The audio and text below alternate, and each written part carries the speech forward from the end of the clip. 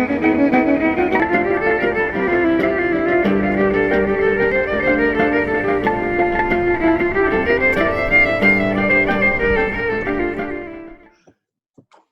everyone, this is our last presentation of this series about straightforward guides, and this one is about digital entertainment. And there's a lot to go through, so today I'm going to be your guide and your host, and I'm hoping you'll stay with me. And there's going to be a bit of interaction on your part, so I hope you've got a notebook to hand, and you needn't be writing things down, but not a lot.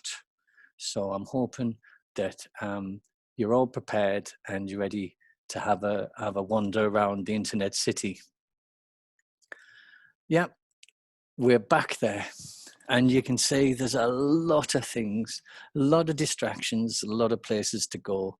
And like I said, I'm going to be your guide, wandering around some of these activities that actually just relieve a bit of boredom and also can extend an existing hobby or interest. So I'm going to do the quick glossary, the things to remember, the magic words. I'm going to start with a podcast. This comes from when iPods were created, when you could download a radio show or some kind of pre-recorded show onto your iPod. Nowadays, it's a general term for downloading a show onto your device. And again, with the word download, that means it's been pulled down onto your device and stored there.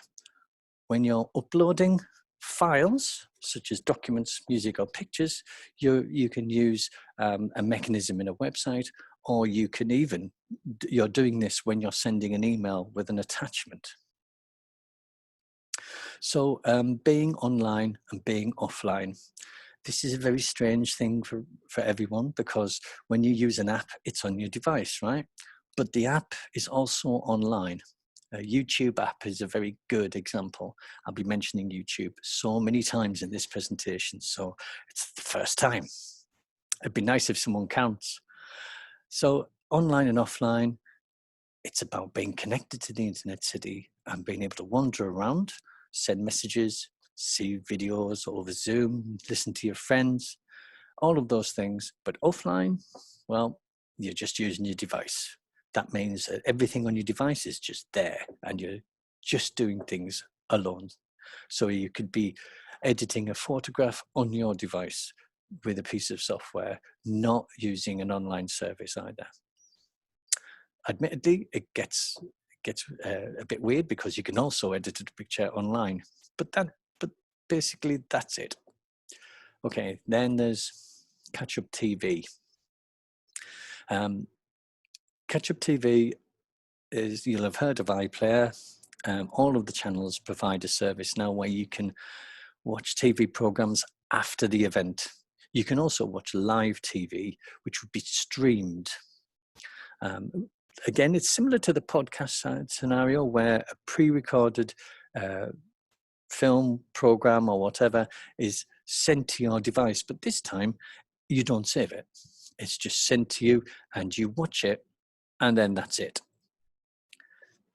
Excuse me. A lot of services, in fact, pretty much all of the TV online services require a registration so they know who you are and what it is as well. Some of the advert-driven channels will provide adverts as part and parcel of that service to keep it free. The BBC, of course, well, you pay a license fee and you'll be asked if you have a license fee to watch TV. Radio doesn't apply. You can listen to loads of radio without being asked, but you'll still need an account. And then we're on to the streaming. So it's a very strange phrase. It's imagine like water flowing down a hill and you've got a bucket, but your bucket has got some holes in it. So you're catching a lot of it and you can use the water and you can grab it, but it runs away still.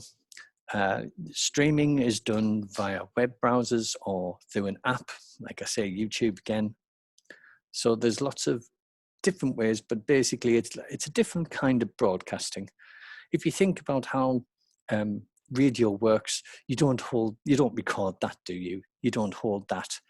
Radio just happens. It's broadcast to you. You listen to it, you absorb it, but you don't necessarily actually have a recording of it. And then there's the files and folders on your device. So this is a fundamental thing that all devices have. All of your digital devices store information as a file, and these are stored in folders. And what the companies try to do with their systems is give you folders to start with. So you have documents, pictures, music, video, and downloads.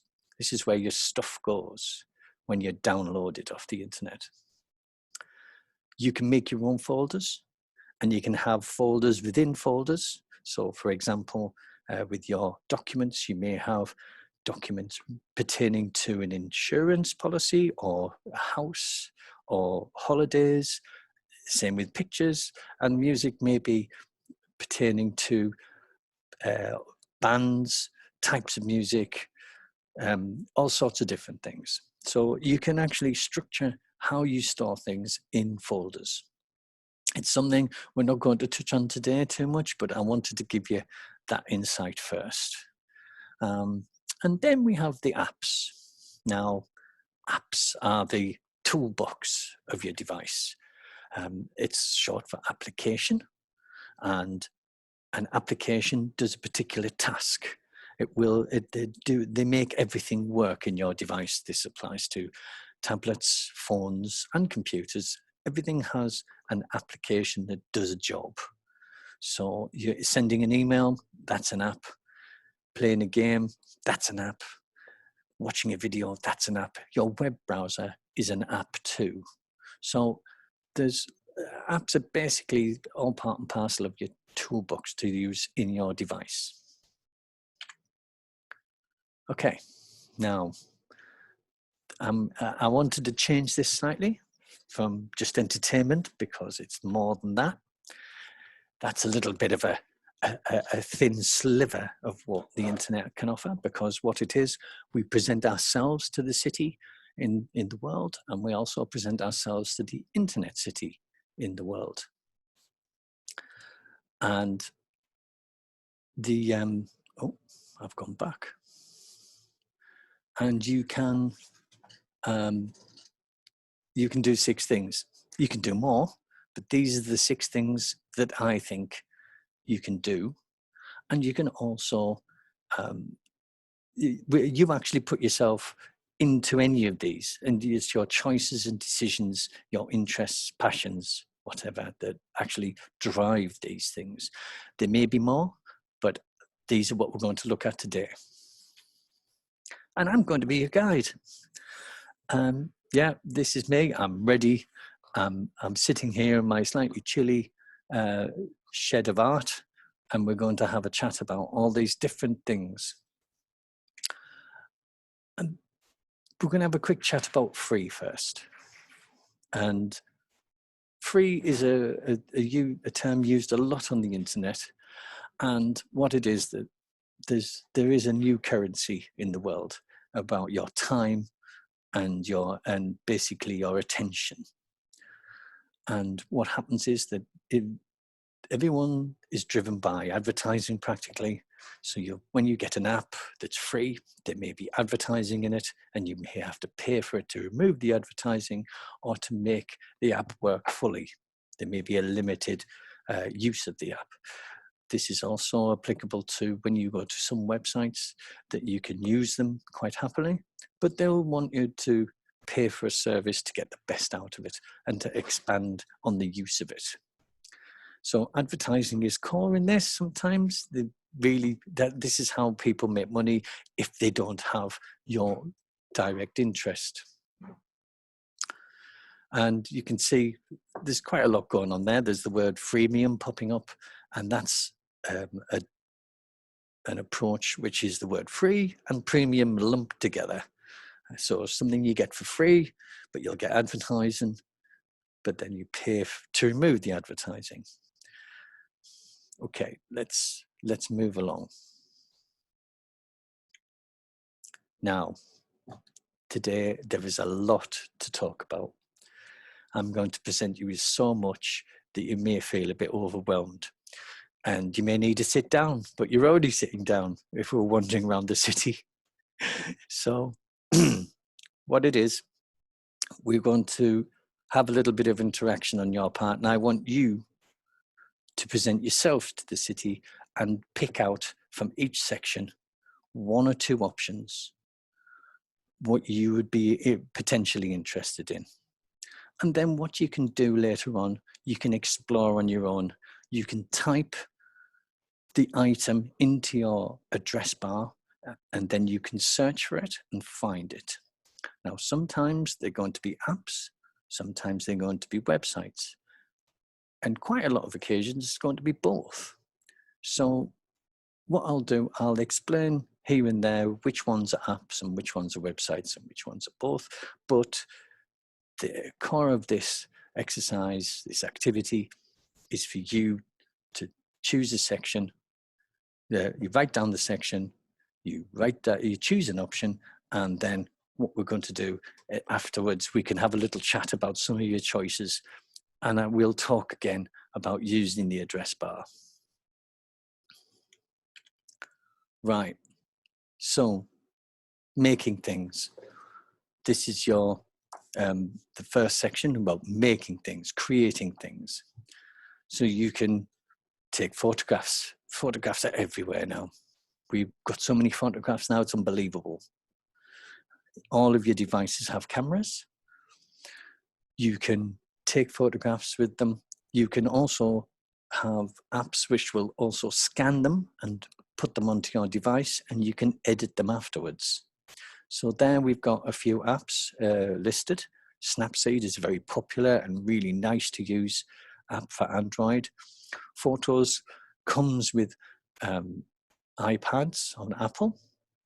And then Paint.net is a Windows app you would have to download and use to adjust your apps. There's others, there's loads actually, there's maybe too many, but I'm limiting the opportunities here just to get you started. And then we've got recipes you can cook. Apparently, one of the earliest forms of writing was a recipe. Also, I think it was a bill as well, but let's just stick with the recipe. So there's loads of recipes online. This is one of the things that's passed around a lot since the early advent of the internet.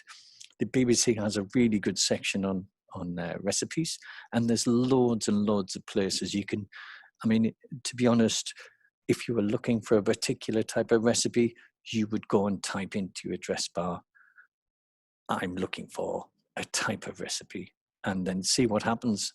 You would get overwhelmed. So yeah, then we have family trees. Now, creating your family tree is quite a big job, and I'm not going to go into too much detail. I've never done it myself. I've met lots of people who have, and there are dedicated websites for to help you with that task. You can actually start off for free, and you can actually find out some places where they will give you some free access and help you find some records and such.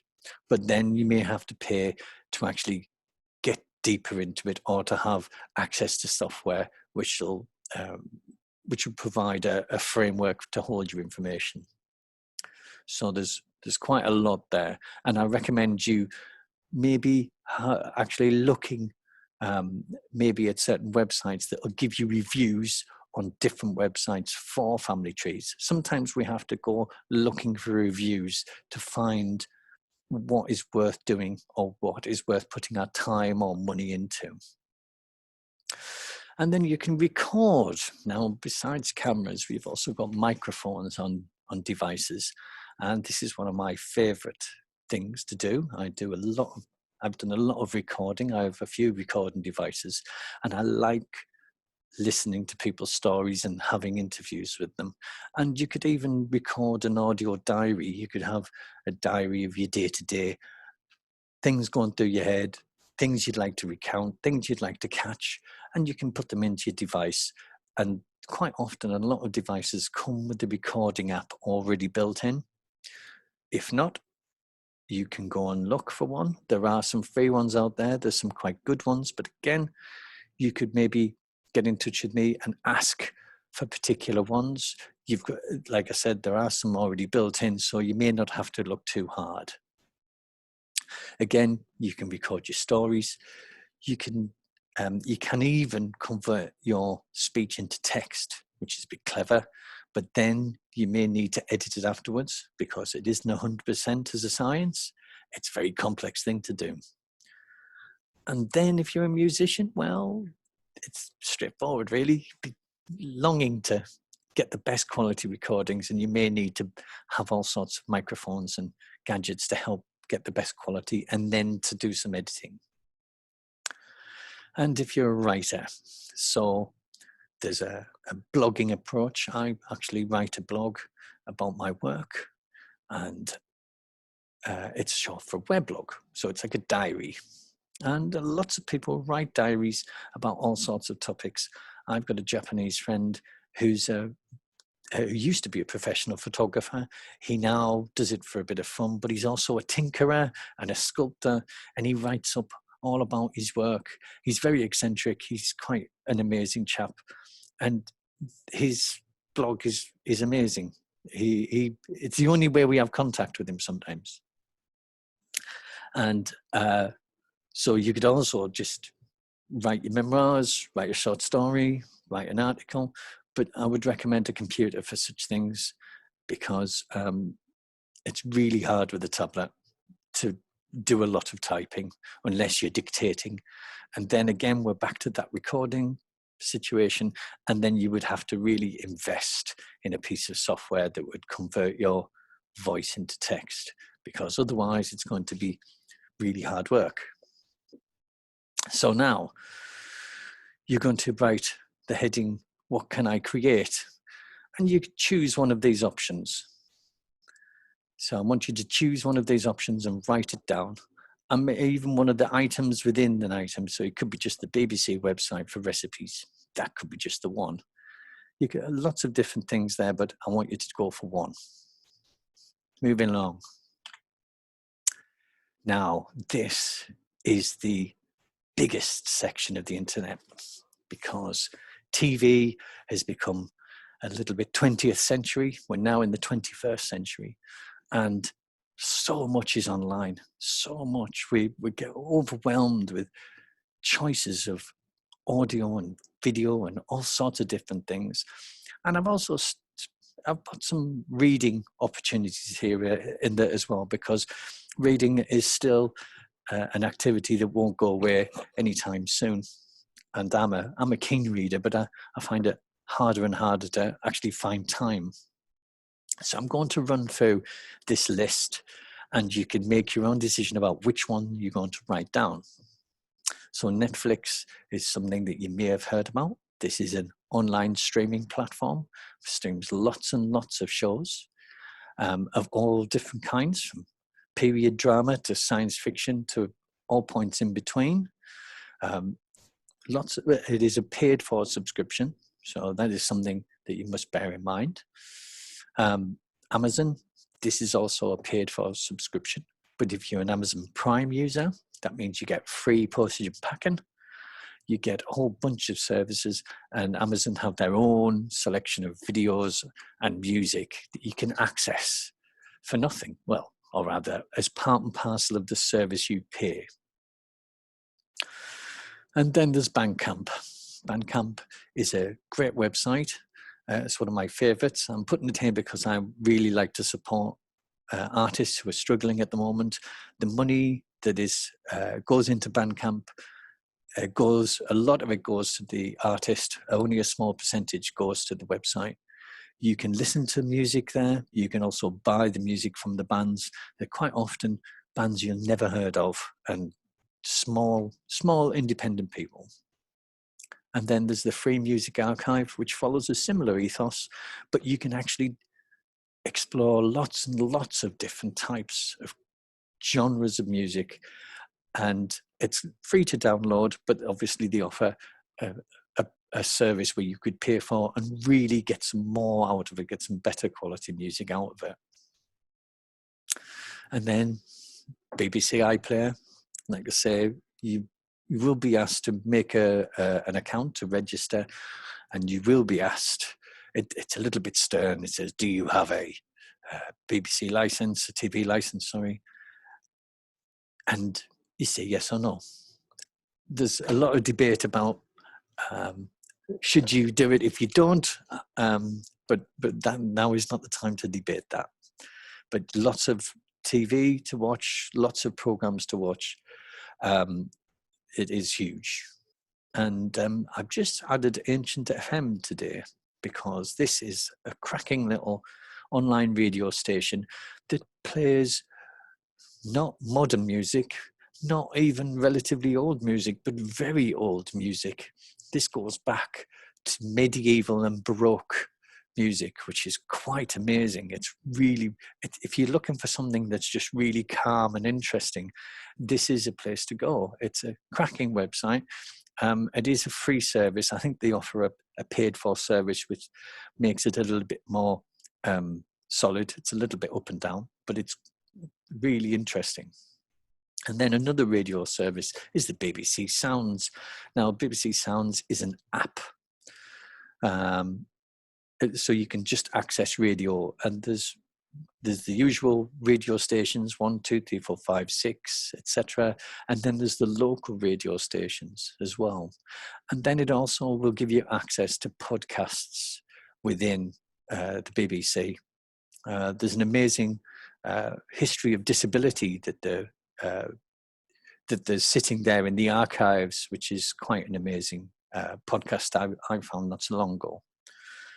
And then Audible, well, this is a Amazon service, I think, and it's a registration subscription-based service for audiobooks. So you get to buy them, you get to listen to them. I think there's an app as well as the website. So if you're interested in listening to books, audiobooks are great. And then we want to RenderYard. It's a video, well, it's an independent video site. Lots and lots of short movies of all kinds.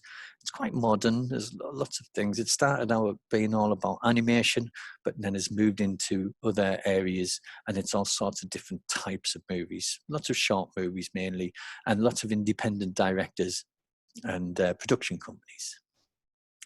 So Channel 4, this is the place I go. Lots of Father Ted. In fact, all of Father Ted's there. And lots of older Channel 4 programs that you can listen to. Lots of documentaries and comedy. Lots and lots of things. Again, requires a subscription. And YouTube. Again, I think that's the third time I mentioned it. I'll be mentioning it more. There's practically anything you can mention on YouTube. It's the biggest video library on the planet. And again, you can practically access practically anything, but you will have adverts. If you pay for a premium subscription, the adverts go away, so they say. And then there's the ITV and Channel 5. Again, they have their own catch-up service. You'll need to subscribe, but these are advert-driven. Radio.Garden. Now, Radio.Garden is quite an amazing website where you're faced with the globe filled with little lights, and the globe is the world, obviously, and the little lights are radio stations all across the world. And you can scoot around, and you could go to Delhi and listen to a local radio station, or you could go to Portsmouth. Pretty much anywhere you like, really. It's quite fun, and you dive in and you can listen to what's going on all over the place. It's really, really great fun. Okay, so now a little bit for the readers. Gutenberg Library is a venerable institution that's been around for a long time. This is a place where you can obtain free books in the definite sense of the word. This is where books have come out of copyright and are available because they're in the public domain. So you find all sorts of books on all sorts of topics, and quite, again, they're all quite old. It may be that the Wizard of Oz series may be in there now, I don't know, because that's come into the public domain. But there's lots and lots to be found there. And you may need some kind of ebook reader installed on your device to make the best of it. And then we have bookshop.uk, which is a purveyor of books. Now, this is an independent bookshop network across the country. It's, I'm putting that there because some people like to read a real book. A lot of staring at screens is not for them. So this is a place you can buy books, and the monies go to the independent small shops around the country, or the one that's near you anyway. So that is a real nice and easy navigatable site. It's very friendly. So moving on, we're back to audiobooks. Audible is a paid for service. LibriVox is a completely free service. This provides audiobooks that are in the public domain also, but they're a bit hit and miss sometimes, because what happens is you might hear a volunteer, because it's run by volunteers, read a chapter or read the whole book. So you might find different chapters of different people's voices, and some people's voices aren't as good at reading an audiobook as others. So it can be a bit variable, and it's not, you know, it's for nothing. So it's really worth a try. Excuse me. So I'll just make a note about reading online. And this could be about all sorts of things in general. It could be about reading news or reading long articles. A lot of web browsers have a reading mode. This is something you can look up, and you can actually just read the text, and it'll take away all the navigation and all the other fluff of the website. So it's quite a handy thing to have. So I've given you a lot of things there. I would like you to choose one or two from the listening, reading and watching section. Right, hobbies. I found this really hard to do. So what I did, I went to Google and I wrote, in my spare time, I like to. And then Google came up with all of these options. And I thought some of them were really funny. I like to strike fear.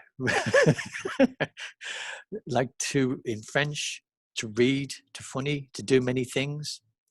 What I like to do in my spare time is something else that popped up with. But these are the suggestions that Google comes up with. And sometimes you can take them on and sometimes you don't. But this is one of the things that can be annoying for some people, but sometimes it can be a little bit of an inspiration for you to move on with. When you've got a hobby, you can go and find via Google or via any search engine a blog about a topic that you're interested in. There are blogs on every topic. There are people writing all the time about all sorts of things. So that weblog thing, that's really useful. And you'll find also YouTube, again, is a really great example. And just as a little example of that, my flatmate, he's a jeweler by trade. And over the lockdown period, in March, he started looking at videos about leather crafting. Lots of American videos, but lots of instructional videos. And he ran with it. He really ran with it. He's picked up lots of hobbies from YouTube. So it's really interesting about how you can do that. But then you can already have a hobby, but you could already add to it and find out what other people do. And then I found a really interesting craftsy website with lots of hints and tips called Fave Crafts. So at this time, with this section, you've got 3 options, but the 4th one is just writing down what your hobby or interest is. This time I want you to write that down. I want you to write down your hobby or interest, and then you can see where you're going to go with it. Right. Now, games and play. There's lots of different types of games out there. Board games have made it onto the internet as well. Pogo.com is a real nice place to go. You have to set up an account. You actually tell it how old you are as well. And because you have to be 13 or over. And there's lots of word searches, Scrabble type games, what they call casual games, things you can just dip into, have a bit of fun with and come back out again. It's a free service, but again, you can pay to get a premium quality service where you can access more games. And then there's Sudoku.com. Now I found this myself when I was looking to learn Sudoku. I think I've spent the word wrong. I'm not sure. Sudoku? I'm not sure. Anyway, I found the app and then I found the website. There is an app you can put on your device that was completely free. And it was a really nice way to learn Sudoku. I also found on the website you can play it there without any adverts, without any interruptions. And it's really handy. Quite fun.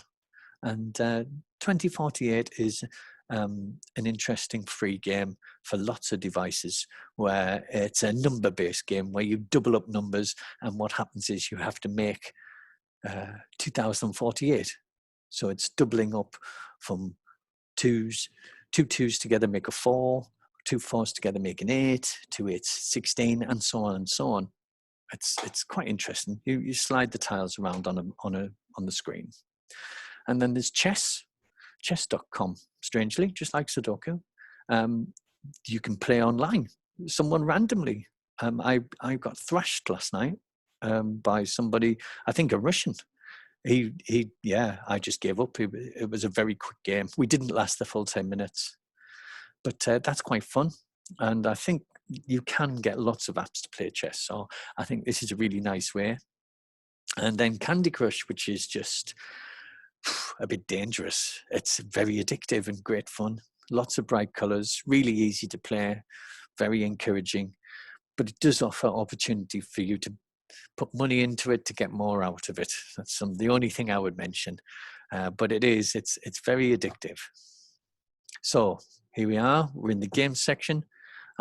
Under the games opportunities, I want you to choose one, or even state a game that you're already interested in, and see, and we'll see if you can actually find that. Now, communicating. We're doing this today in this Zoom room, and we basically the Zoom is the one way of communicating, and then we've got WhatsApp, which is a bit different. Zoom is very much about a meeting room and about a space which is set up by a host. WhatsApp is something you can do amongst your friends or family. You can have a group, and you can have, within that group, you can communicate, or you can even have a little video chat between a group. You can just ring people. You don't have to set it up and be formal. The same with House Party, I think, which is a new app I'm aware of that's very popular. And FaceTime is something that's just on Apple devices. So FaceTime is for people who have an iPad or an iPhone. They can actually use FaceTime to communicate via video or just to chat. They can ring each other up via FaceTime and make a call. It's very popular again, but it's only for Apple devices. And then we've got Skype, which does this as well. You can ring people, but you have to have their details in a phone book. And that's a different thing. There's lots of things that go on with Skype. You can actually, a lot of tutors use Skype to deliver sessions and courses. And finally, there's email, which I'm hoping you're all using, because the more you practice that, the more you can reach out, and you can actually find out email addresses and maybe make an address book of your own to send out. And what will happen is that the software that you use, or the apps you use, will learn to use the emails, the addresses you collect, but also it's useful to actually make an address book in the app as well.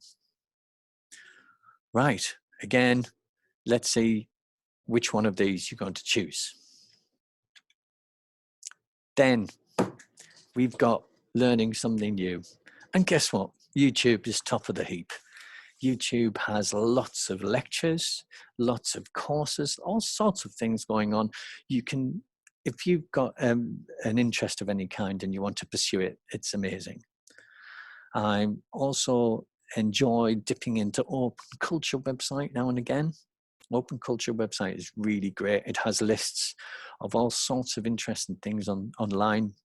There's even links to a place where you can download free language courses, free courses of all sorts of different topics. But every day there's always an interesting topic of discussion or something that happened that day or something they've uncovered. It's a really interesting website, as is Wikipedia. If you go to the front page of Wikipedia or even peruse their news section, it's really good fun. I also, what's really interesting to mention is that they offer a yearbook approach. So if you look up Wikipedia for 2020, it's going to be not great, but it'll show you all of the things that have gone on. And then you can look up the yearbook for 2021 and see what actual things are meant to be on the horizon. It's quite interesting. And then we have the University of the Third Age, which is lots of interesting topics about all sorts of things. You could talk about all sorts of hobbies that you could expand or build on there. And the Open University, they have their Open Learn series, which is completely free access to learning about all sorts of things. I think there's computers and there's all sorts of topics. It's very wide. And Quora is a place where you can ask questions about all sorts of things. It's a very odd website because it's just really open. Some of the questions are just really strange, but sometimes you find you can go and ask a question about all sorts of topics, even technical things about computers. There's a section. You can find all sorts of things about attitudes of people, and yeah, it's hard to describe sometimes. And then there's Learn My Way. Now, Learn My Way is a website geared towards people like yourselves, just learning about using all this digital stuff, and it's really geared towards people with a computer. Unfortunately, you can try. There is sections on using a tablet, but and there's all sorts of interesting aspects about how you manage your money, how you get around the internet, all sorts of things. But again, you have to register with it, and you have to make sure you record your details to make the best of it, because you've got to come back to it, and you've got to learn from it, and you've got to learn from it.